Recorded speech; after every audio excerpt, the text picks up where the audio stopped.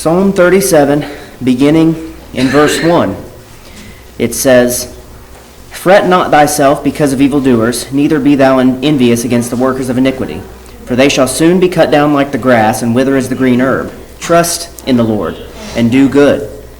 So shalt thou dwell in the land, and verily thou shalt be fed. Delight thyself also in the Lord, and he shall give thee the desires of thine heart. Commit thy way unto the Lord, and trust also in him, and he shall bring it to pass. And he shall bring forth thy righteousness as the light, and thy judgment as the noonday. Rest in the Lord, and wait patiently for him. Fret not thyself because of him who prospereth in his way, because of the man who bringeth wicked devices to pass. Cease from anger, and forsake wrath. Fret not thyself in any wise to do evil. For evildoers shall be cut off, but those that wait upon the Lord, they shall inherit the earth.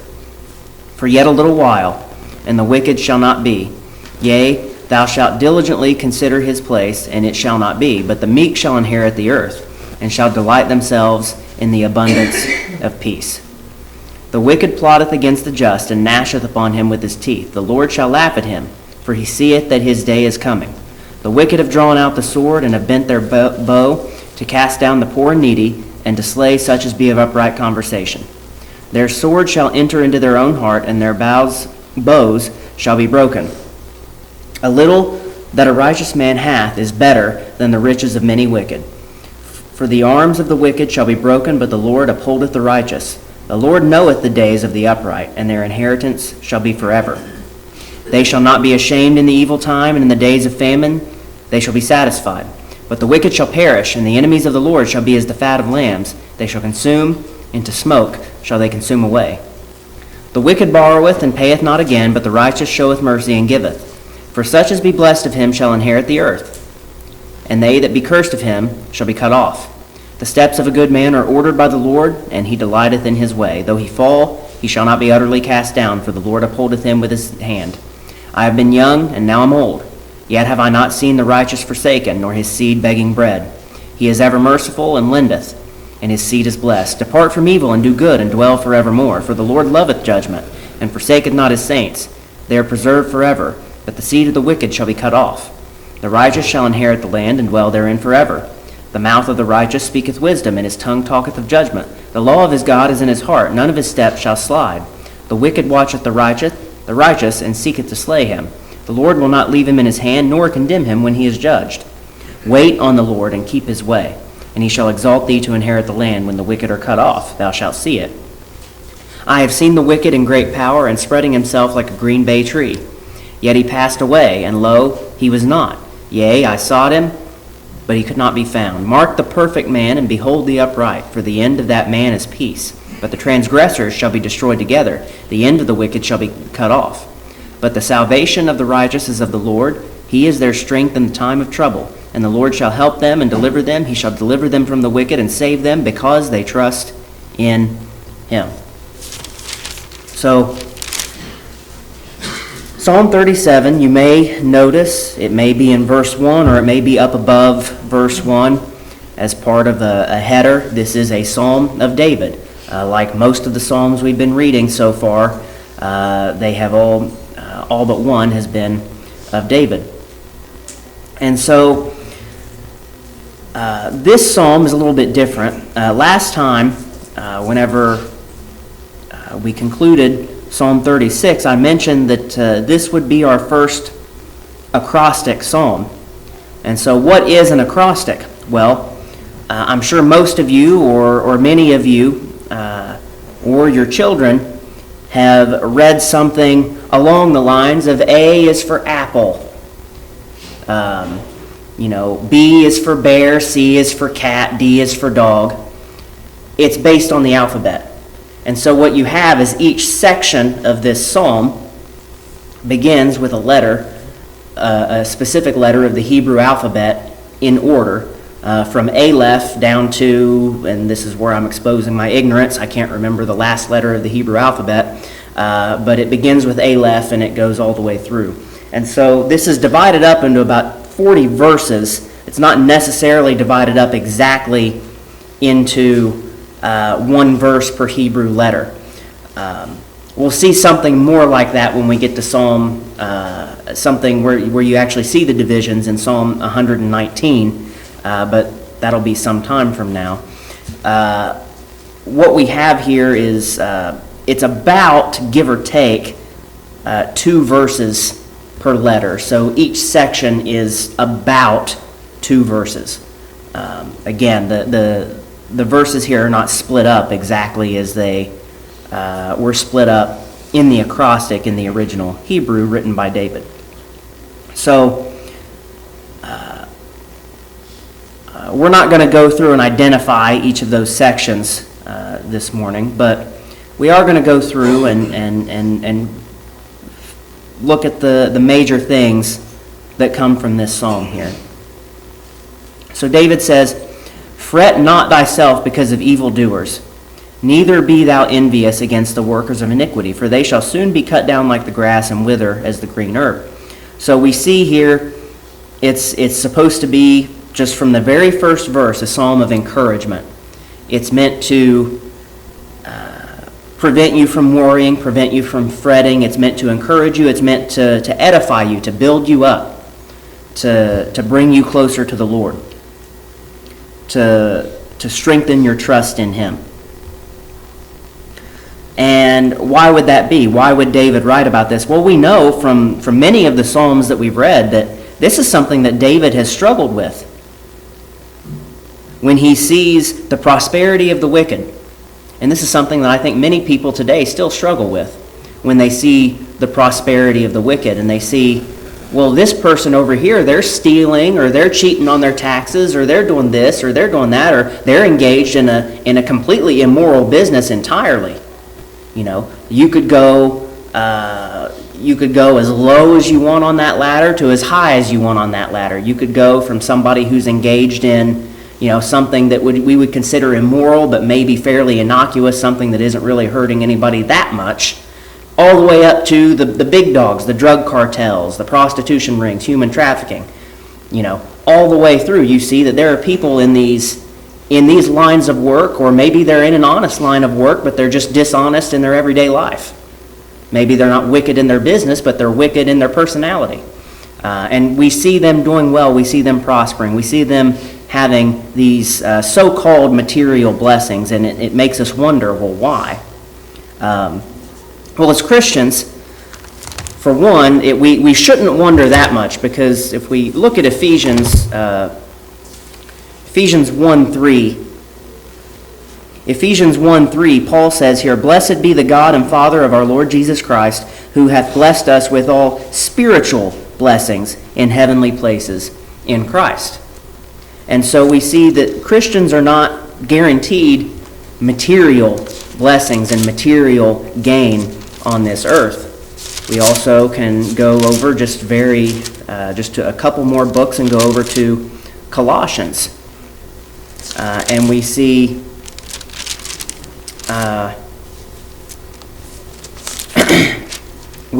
in the book of Colossians that Paul does say that in Colossians 3:2, we'll just read 3:1 and 2 here. Colossians 3, starting in verse 1, "If ye then be risen with Christ, seek those things which are above, where Christ sitteth on the right hand of God. Set your affection on things above, not on things on the earth." Why? He says in verse 3, "For ye are dead, and your life is hid with Christ in God." So we're turned into a new creature when we're saved. We have a home in heaven, and that's where our affections ought to be, not on amassing as many material items and pleasures as we possibly can on this earth. This earth is not our permanent home. It's not our eternal home. And so we shouldn't treat this place as if it is. Our investments, if you want to look at it that way, if you want to look at it like retirement planning, where ought you to be making your investments? Well, just from an earthly financial perspective, you don't want to put your investments in things like vehicles.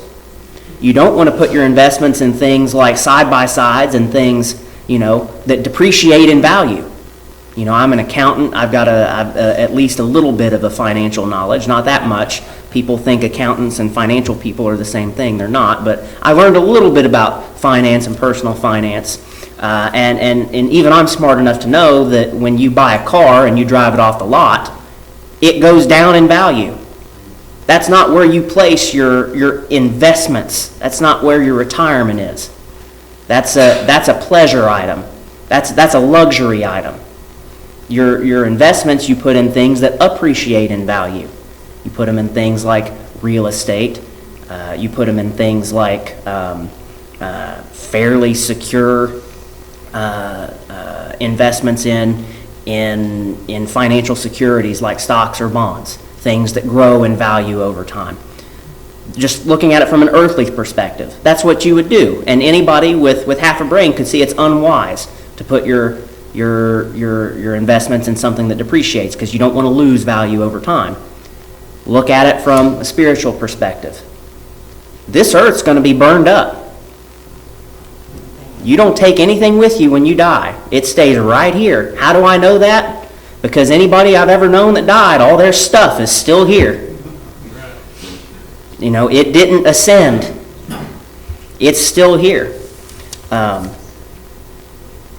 So, not saying that you can't have anything on earth. Not saying that you ought to live under the stars and that you ought to sleep on rags and dress in rags. That's not what we're saying. We're saying that your primary goal, your primary affections, the things on the top of your list, the things that you really focus on, the things that really matter, ought to be the things above.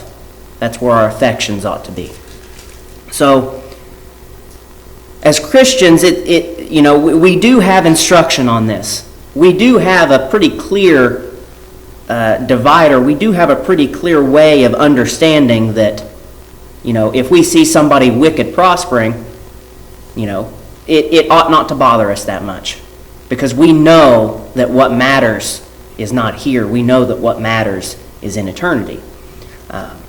Now, the thing that confused David, and the thing that would have caused a problem in understanding for anybody in the Old Testament, and we read multiple times throughout this psalm here, that in the Old Testament and with the nation of Israel, there were material promises as part of their covenant.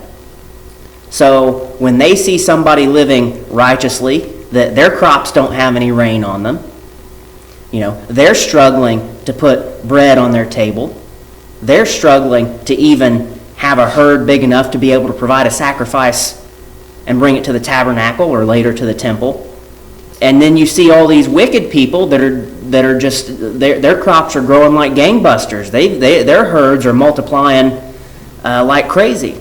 It's confusing for them, because there is a material aspect in the Old Testament in the nation of Israel. And so David struggled with that. And what we learn from this psalm, generally, I'll go ahead and give away the ending to it. We've already read through it once. What we learn is that things are temporary, and that you got to look at the end result of the wicked. And even in the Old Testament, where there was a material aspect to it, there's still the spiritual aspect to it. The material isn't the only thing, still. There's still the spiritual that they have to focus on. So, we see David says, "Fret not thyself because of evildoers, neither be thou envious against the workers of iniquity, for they shall soon be cut down like the grass, and wither as the green herb." In the end, those that are wicked, those that are workers of iniquity, they shall soon be cut down like the grass and wither as the green herb. Verse 3, "Trust in the Lord and do good. So shalt thou dwell in the land, and verily thou shalt be fed." David says here, you trust in the Lord, you will be fed.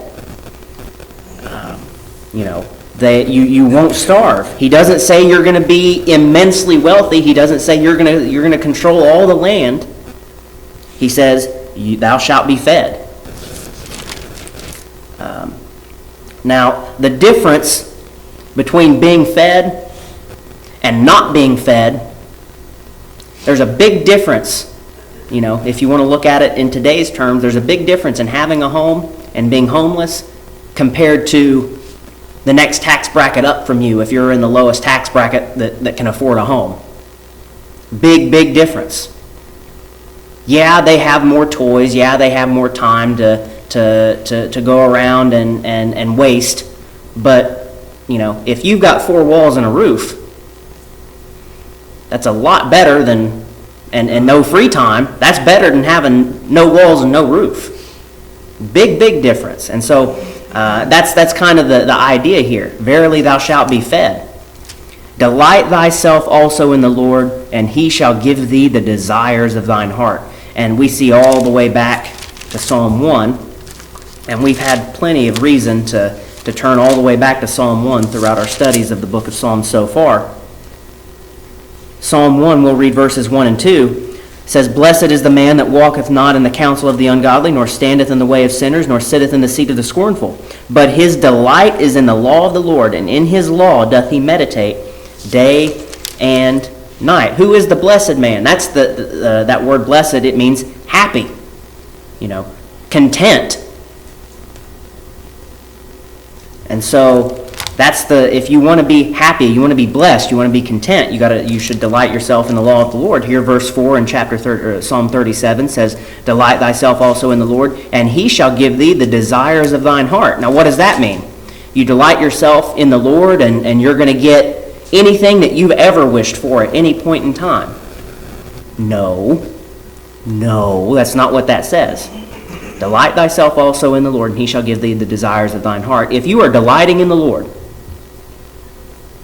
and truly delighting in the Lord, truly have a firm fellowship with him,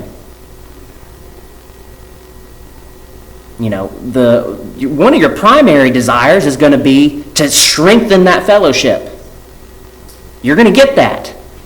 You're going to get that. You draw near unto him, he's going to draw nigh unto you. That's not the only thing, though.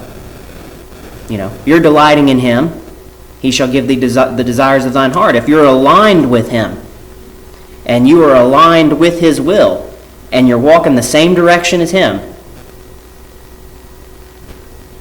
your desires are going to be a little bit different than what they would be otherwise. Your desires are going to shift. Your desires are going to be focused on good things. Things that are not only good, but things that are good for you. Now, I don't think you can apply that to literally everything. Because, and I know that because whenever I try to go on a diet and I try to eat vegetables, it doesn't make me like vegetables more. So you can't apply that line of thinking to literally everything. But it works with God. It works with him. You line yourself up with him, the things that you want are going to change. It says in verse 5, Commit thy way unto the Lord, trust also in him, and he shall bring it to pass, and he shall bring forth thy righteousness as the light, and thy judgment as the noonday.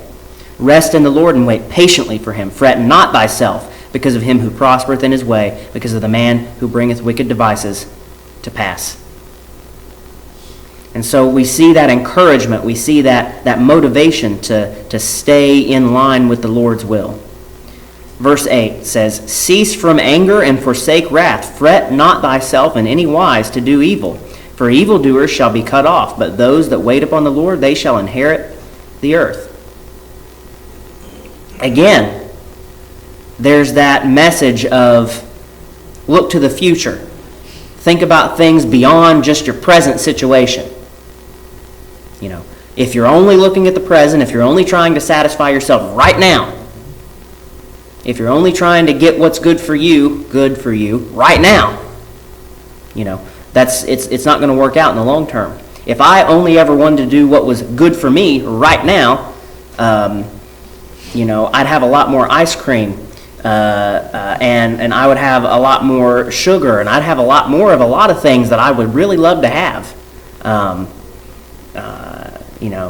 Last time we were up here going through Psalm 36, I used the example of being overweight a lot And that's because that's something I struggle with. That's something that, gluttony is something I have a problem with. Not necessarily eating 25 pounds of food a day, but eating the wrong kinds of foods. And so that's something that I struggle with on a cyclical basis. I'm one of those yo-yo people. I go back and forth, back and forth. And David here, it seems like almost you get the same kind of thing from him, that he's almost on a yo-yo. Because he's saying, fret not in the Lord, or fret not, trust in the Lord, rest in the Lord. And then he says in verse 8, cease from anger. It's like, he knows, because you can trust in the Lord and you can rest in the Lord, and then you see something that just, some wicked person out there getting something, things are going their way, and you know how they are, you know what their life is like, and there are things that just get under your skin. And how do I know? Because that's what he's writing here. David's lived that. Just like I'm sure every one of us in here has lived that. You see something, don't know what it is. I'm not going to give any specific examples, but I'm sure everybody in here has seen some kind of example of something out in public that has made them just uncomfortable and aggravated. And we ought not to be that way. We ought not to have that anger. It's not going to do us any good. Cease from anger and forsake wrath. Fret not thyself in any wise to do evil. For evildoers shall be cut off, but those that wait upon the Lord, they shall inherit the earth. That sounds a little familiar. They shall inherit the earth. We'll see that again in just a couple verses. For yet a little while, and the wicked shall not be. Yea, thou shalt diligently consider his place, and it shall not be. But the meek shall inherit the earth, and shall delight themselves in the abundance of peace. And Jesus was quoting this in Matthew 5, in the Beatitudes, in the Sermon on the Mount. The meek shall inherit the earth. And there you see, that is a physical promise for some action or the way that you live your life, inheriting the earth. Now I mentioned earlier that this earth is going to be burned up, and this earth is not our eternal home. So what do I mean when I say when it says the meek shall inherit the earth? You say, Leroy, you said it's all going to burn up anyway. What's so good about inheriting a burn up piece of rock? Well, we know from the book of Revelation, for 1,000 years Jesus is going to reign on this earth. That's part of that inheritance there of the nation of Israel. At that time, they go through the tribulation period. We don't have time to go through all that studying this morning that we've done over a period of years at this point, but essentially you have the nation of Israel. They go through the tribulation period. They inherit the earth there, those that remain faithful. And they reign with Jesus for 1,000 years. He brings the church back, and we reign with him for 1,000 years on this earth. There's an inheritance of the earth. But beyond even that, that's sort of the national promise to Israel, where the covenant with Abraham is kept, that they get their land. Beyond that, though, we know from what Peter says that this earth is going to be burned up. But we see that it's going to be remade. There's going to be a new heaven and a new earth. And that's going to be eternal. And so, everything here is going to be burned up, but it's going to be completely remade, completely renewed. That curse of sin is going to be gone. It's going to be thrown away. And that curse of sin is going to be burning in the lake of fire with everything else that's there. It won't have any effect. And so we'll have that new heaven and new earth. And that's what we'll get to inherit. Eternal life. And so he says in verse 12, the wicked plotteth against the just, and gnasheth upon him with his teeth. The Lord shall laugh at him, for he seeth that his day is coming. The wicked have drawn out the sword, and have bent their bow, to cast down the poor and needy, and to slay such as be of upright conversation. And so we see that this is what the plan is of the wicked. And you could apply this locally to David's time, to anybody that had enough motivation to try to go out and steal. This is, if you're a fan of any old Western movies, I get the idea of the rich cattle baron that refuses to allow people to move in, because they want to keep all that land. They want to keep it grazing land for themselves. They don't want the farmers coming in and putting up fence. They don't want people coming in and buying up any land. They just want to be able to raise their cattle on all the land and have it all, to be able to provide for themselves. And then when somebody comes in, some small-time rancher, some small-time farmer, well, what do? They've got all these hired gunmen that they've always got on their ranch, and they send those gunmen out to intimidate people. And then it goes too far, and somebody gets hurt or somebody gets killed or something, then the hero has to ride in and save the day. That's how a lot of those old movies go. That's the kind of person I think of when I see that the wicked have drawn out the sword and have bent their bow to cast down the poor and needy and to slay such as be of upright conversation. Somebody who's got the resources, somebody who's got the power to be able to, for lack of a better term, I guess, oppress those with less that may be living righteously.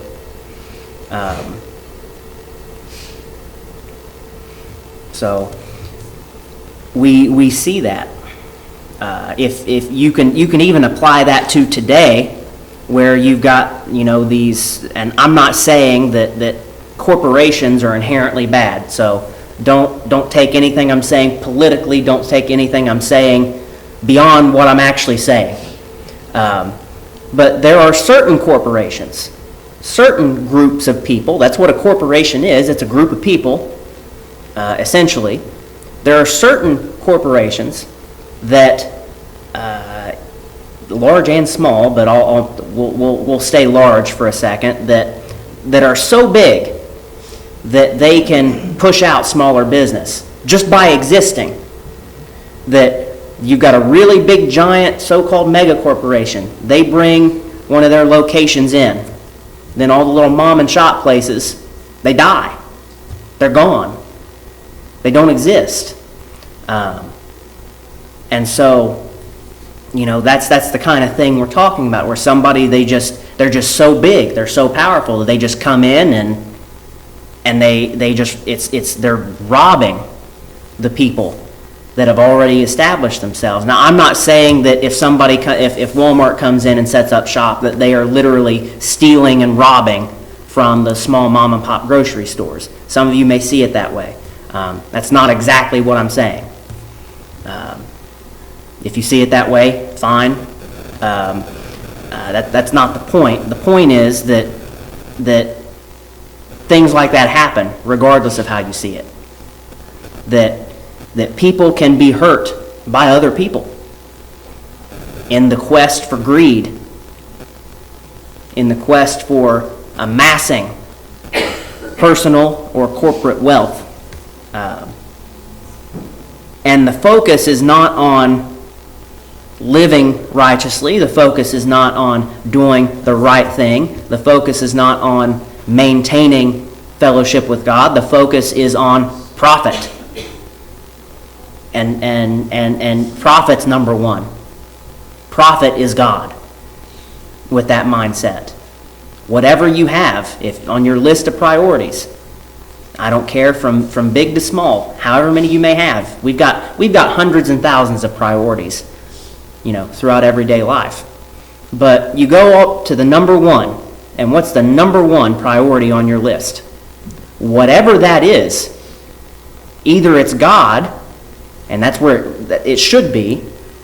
That should be number one on the list. Either it's God, Jehovah, the Trinity, Father, Son, and Holy Spirit. Either it's that, or it's God, little g. Because if you got anything else in place of God on there, that's your God. That's the thing that you have made the most important out of everything in this entire universe and beyond.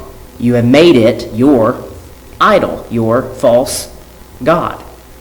And so that's what happens in those situations with the wicked here. They have other gods. They have other, and whether those be gods, false gods like the Philistines had, like Dagon, or whether it be false gods like the Babylonians had, or false gods like the Assyrians had, or whether it be false gods like corporate America has.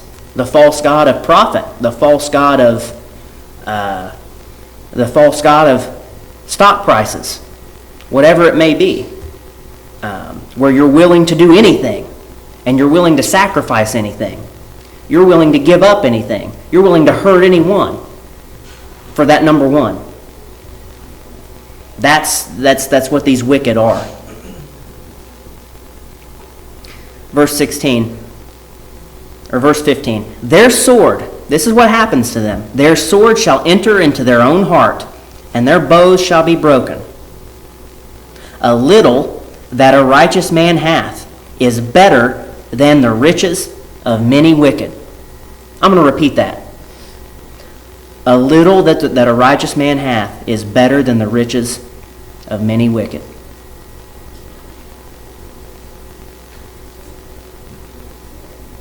I won't read that again, but we're going to move on. But that's powerful. And yes, none of you may be thinking this, but this is what I thought, just because this is the kind of people I interacted with when I went to college. You could read that verse to them. A little that a righteous man hath is better than the riches of many wicked. But the first thing they tell you is, well, some wicked person wrote that to keep the righteous people in check, keep the poor people in line. If that's the attitude you want to have, you're kind of turned around and looking, you're looking backwards. Because then where are you focused? If that's the route you want to go down, if that's what you want to say, if you want to say, well, some wicked person wrote that to, some rich person wrote that to keep the poor people in check, to keep them in line, to keep them peaceful, to keep them from rebelling, to keep them from coming and taking everything from the rich. If that's the way that you want to go, let me recommend to you an author by the name of Karl Marx. That's exactly the kind of attitude that has. And let me tell you where, let me point you to the history of the Soviet Union, and let me point you to the history of Cuba, and let me point you to the history of Venezuela. Let me point you to the history of China. Let me point you to the history of North Korea, and you can see how that worked out for people who believed in that, and see if that got them any better off than they were to begin with. Now, I'm being a little bit mean, but in all seriousness, if that's what you want to go, if that's what you want to think, that, yeah, some rich person wrote that to keep the poor people in check, now we ought to eat the rich, let's go for it, let's do it, let's take all their stuff, and we'll cannibalize them, and everything's going to be ours now. Workers rise, take control, seize the means of production, whatever slogan you want to go with. You're right back where you started in putting the material first. You're right back where you started in walking the wrong direction with Satan. You're right back where you started in forgetting about the spiritual, in just being completely off kilter.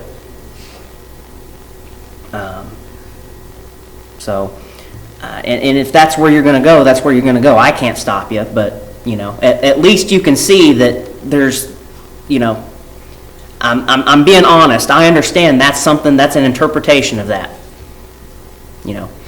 and it's not mine, but it is a interpretation. So we'll move forward. For the arms of the wicked shall be broken, but the Lord upholdeth the righteous. The Lord knoweth the days of the upright, and their inheritance shall be forever. They shall not be ashamed in the evil time, and in the days of famine they shall be satisfied. But the wicked shall perish, and the enemies of the Lord shall be as the fat of lambs. They shall consume, into smoke shall they consume away. Now I recognize that we're 20 verses into a 40-verse psalm, and we're already at 10:45, so we'll try to pick up the pace here.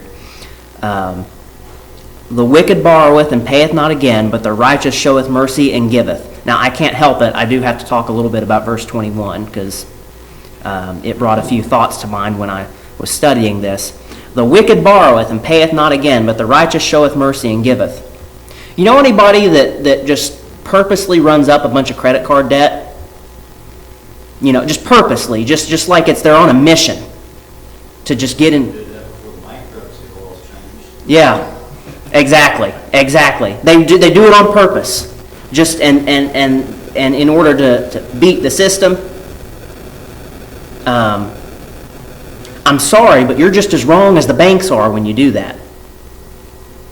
You're just as wrong. You're just as sinful. You're stealing just as much as the big corporations that you think are stealing from you. Two wrongs don't make a right in that situation. So, buying a pool and new furniture and whatever you want, whatever you can think of, and running up your credit card debt and declaring bankruptcy to get out of it, that's theft. That's theft. The wicked borroweth and payeth not again. You want to agree with somebody that you're going to pay something to them and then not pay it back? That's stealing. Now, not saying that declaring bankruptcy in and of itself is theft. That's not what I'm saying. So don't get me wrong. I know that things change. I know that circumstances change. I know that disasters happen. People die. People get hurt and can't work. I understand all that. So what I'll say is that the borrower is the slave to the lender. That's Scripture. I'll say that. So be very, very, very, very, very careful about who you go into debt to and what you go into debt for. I'd recommend that you don't do it. Scripture recommends that you don't do it.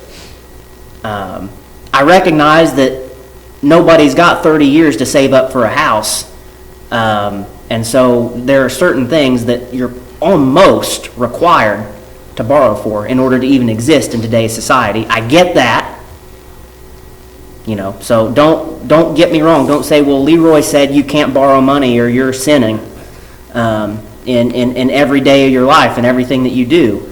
And Leroy said that it's you're going to hell if you declare bankruptcy. No, that's not what Leroy said, and that's not what Scripture's saying. But I will say that it's unwise to go into debt, generally speaking.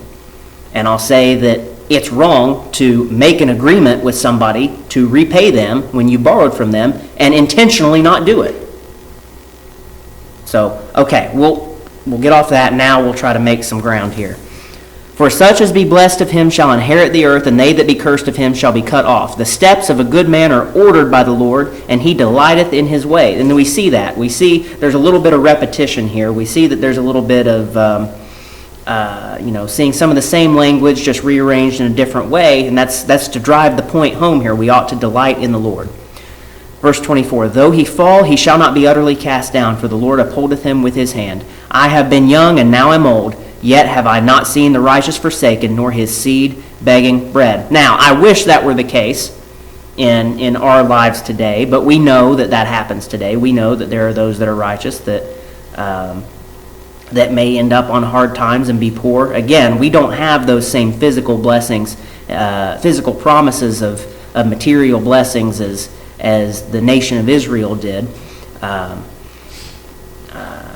And I don't necessarily think that those promises are necessarily even on a personal, individual basis anyway. Again, we talked about how God deals with nations is different than how he deals with individuals. So those promises God made were national. So there's another issue that you run into when you see people in the Old Testament getting confused as to why they think a promise isn't being kept. It's because the promise was made on a national level, not necessarily on a deeply direct individual level in many cases. So moving forward, verse 26, he is ever merciful and lendeth, and his seed is blessed.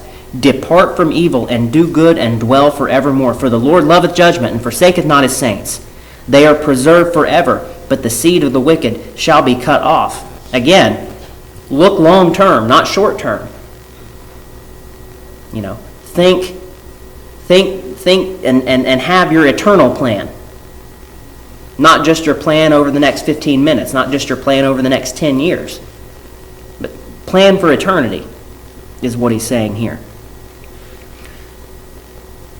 The mouth of the righteous speaketh wisdom, and his tongue talketh of judgment. The law of God is in his heart, none of his steps shall slide. The wicked watcheth the righteous and seeketh to slay him. The Lord will not leave him in his hand, nor condemn him when he is judged. And thank goodness for that. Thank goodness that I'm not going to be condemned when I'm judged, and I sit at the judgment seat of Christ. Yeah, I mean, I might have some things to answer for, but thank the Lord that I won't be condemned.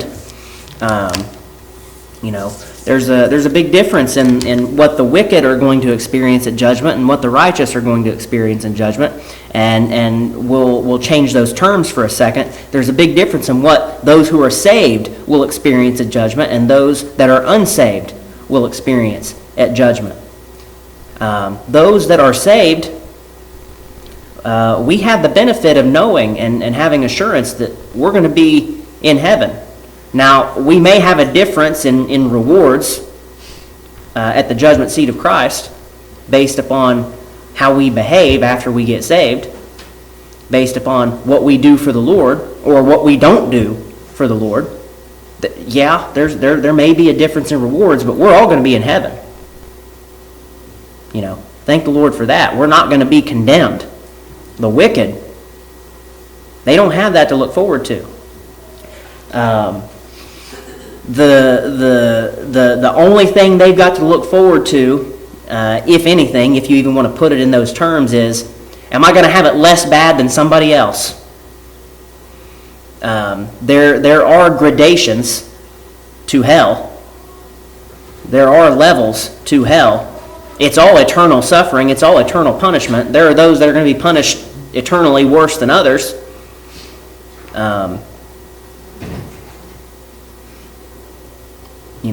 So you're going to have it unbearably horrible regardless. But, how many multipliers do you want to put on that? I guess is the idea. Your best bet is to try to have a lower multiplier than anybody else if you want to put it in those terms. If your eternal plan is to live for Satan, if your eternal plan is to live for yourself, if your eternal plan is to never put God in that number one spot on your list of priorities, if your eternal plan is to put yourself or something else as your small g God, and you don't want to be saved, and you want to choose hell, if that's what you want to do, my advice would be, go for the lowest multiplier. If that's what you're going to do, if we're assuming that whatever I tell you, that whatever Ron tells you, that whatever anybody else in this building tells you, that whatever God tells you and the Holy Spirit convicts you, if we're assuming that none of that is ever going to get to you, if we're assuming that none of that is ever going to get to you, and you're never going to choose Jesus, you're never going to get saved, that's a horrible place to be. That's the worst place to be. Because in that case, without a shadow of a doubt, that you will end up in eternal suffering, that you will end up in eternal hell, that you will end up in the lake of fire. I don't want that for you. Nobody in here wants that for you. People who say they're going to party it up in hell don't understand what hell is. There's not going to be any parties. There's just going to be worse and worser. There's no good. It's just worse. And worser and worsest and worsestestest. You want to, it's not going to be good. It's going to be bad. So, verse 34, wait on the Lord and keep his way, and he shall exalt thee to inherit the land. When the wicked are cut off, thou shalt see it. I have seen the wicked in great power, and spreading himself like a great green bay tree. Yet he passed away, and lo, he was not. Yea, I sought him, but he could not be found. And that's the thing. No matter how much somebody prospers in this life, on this earth, in a path of wickedness and being unsaved, and being outside of God's will, and being outside of a relationship with him, never experiencing fellowship with him, when they're gone, they're gone. That's it. Verse 37, mark the perfect man and behold the upright, for the end of that man is peace.